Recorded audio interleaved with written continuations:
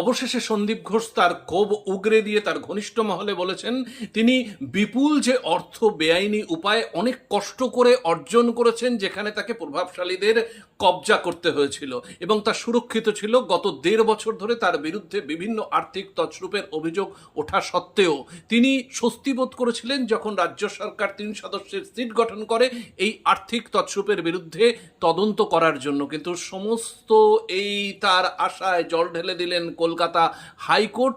সেখানে তারা এই তদন্তভার তুলে দিলেন সিবিআই এর হাতে। এখানেই তার তীব্র প্রতিরোধ, তীব্র প্রতিবাদ যে সিবিআইকে দিয়ে তার এই বিপুল বেআইনি উপায়ে অনেক কষ্টে অর্জিত অর্থ কেন এবারে জলে যাবে।